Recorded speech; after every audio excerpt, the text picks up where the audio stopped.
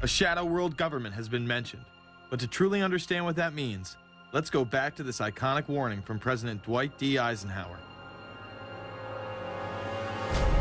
Progress toward these noble goals is persistently threatened by the conflict now engulfing the world. It commands our whole attention, absorbs our very beings. We face a hostile ideology, global in scope, atheistic in character, ruthless in purpose, and insidious in method. Unhappily, the danger it poses promises to be of indefinite duration. The need to maintain balance in and among national programs. Balance between the private and the public economy. Balance between the cost and hoped for advantages.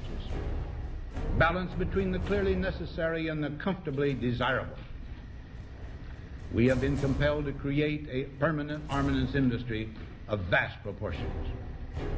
We annually spend on military security alone more than the net income of all United States corporations. The total influence, economic, political, even spiritual, is felt in every city, every state house, every office of the federal government. Yet we must not fail to comprehend its grave implications. Our toil, resources, and livelihood are all involved.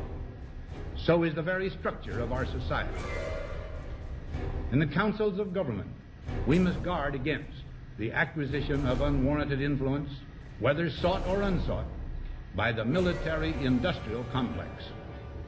The potential for the disastrous rise of misplaced power exists and will persist.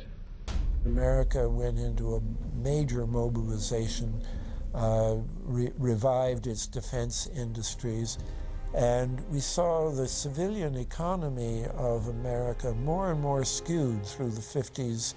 Already in Eisenhower's time, he could see it coming, that you were getting a larger and larger defense military component of the economy, which, unlike the rest of the economy, was very, very centrally organized about lobbying for more and more new weapons.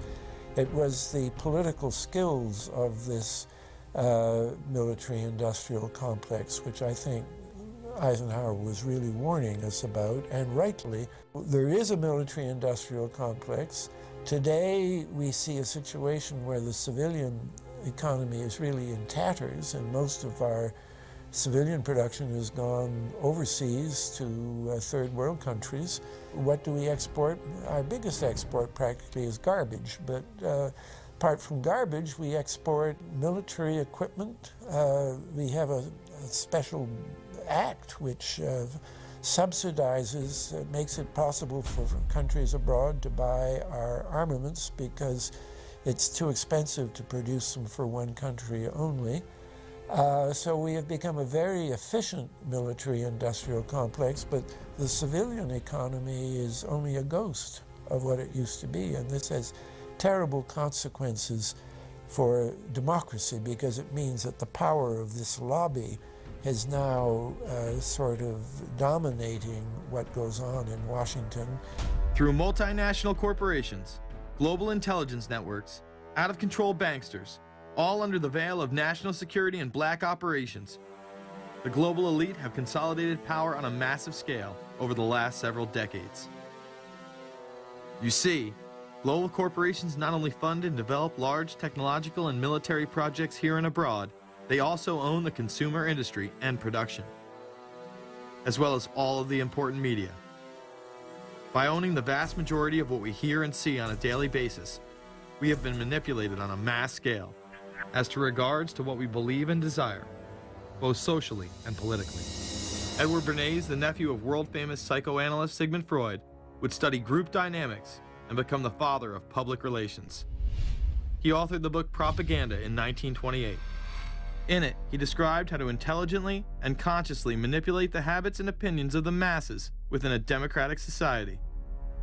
He went on to state that those who harness this unseen mechanism of society constitute an invisible government and are the true ruling power. It is they who pull the wires which control the public mind, who harness old social forces and contrive new ways to bind and guide the world. The average American is distracted, mindless, worried about minuscule things, celebrities, as if it was their own family members. And this is by design, because the powers that be, who own the media, know how our brains work. They know scientifically how the human mind functions. They know about sociology, and they are using the media, and have used the media for decades now, to entertain people with issues that don't really matter.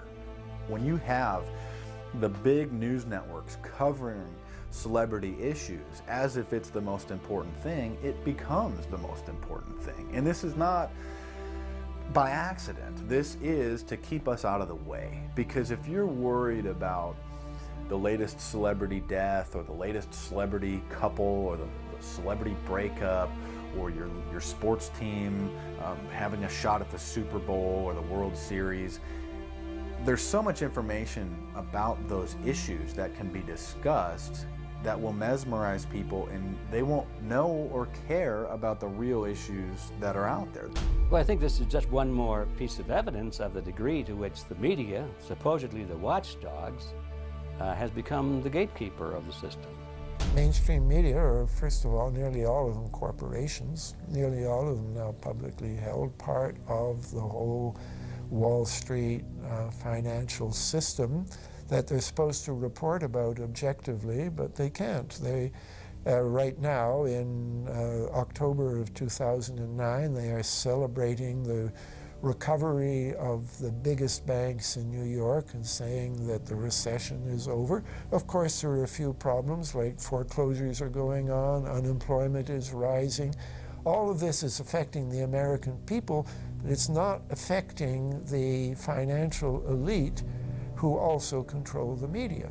Bernays successfully identified the invisible empire which controlled the minds of men.